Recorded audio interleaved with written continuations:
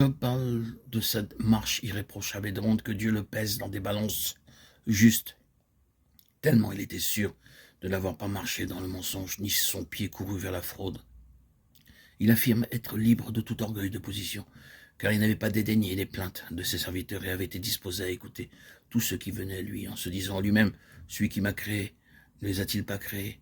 Puis il décrit son dévouement et dit, si j'ai refusé aux pauvres ce qu'ils demandaient, si j'ai mangé seul mon pain.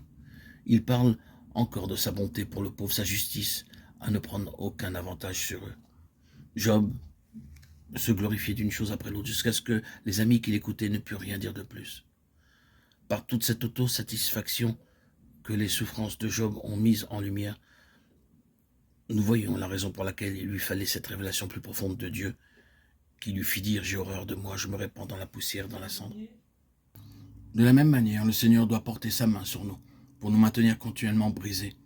Car même l'apôtre Paul a dû dire « Et pour que je ne sois pas enflé d'orgueil, il m'a été mis une écharde dans la chair, un ange de Satan pour me souffleter. » 2 Corinthiens 12, 7. Nous sommes-nous jamais attardés à la pensée que nous sommes aimables, compréhensifs? N'est-ce pas à notre avantage que nous nous sommes toujours comparés aux autres? N'avons-nous jamais dit « Je ne suis pas égoïste » et regardé très durement l'égoïsme des autres? N'est-il pas le danger qu'un esprit de jugement envers les autres commence à nous gagner? Paul dit que je sois trouvé en lui n'ayant pas ma justice. Philippiens 3, 9. C'est le contentement de nous-mêmes.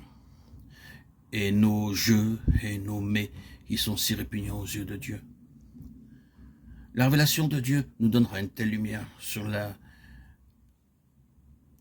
laideur du jeu et des mais que nous dirons.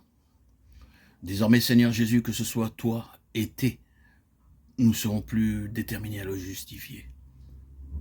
Lui et sa manière d'agir envers nous, qu'à nous défendre nous-mêmes. Être tenu pour digne de souffrir avec Christ est de loin une bénédiction plus grande que d'être admiré de tout le monde. Être honoré de la communion de Jésus dans sa croix est beaucoup mieux que d'être assis en tant que chef, comme un roi sur les autres. Est-ce ceci votre photographie spirituelle aujourd'hui? Est-ce que vous vous dites, je me souviens lorsque le Seigneur m'amena à être à lui, d'un cœur sans partage.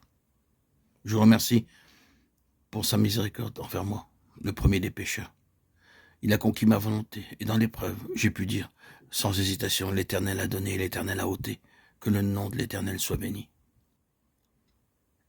Mais il est possible que vous ajoutiez, j'avais l'habitude de marcher dans la lumière, maintenant j'ai l'impression de me trouver dans un désert d'une effroyable solitude.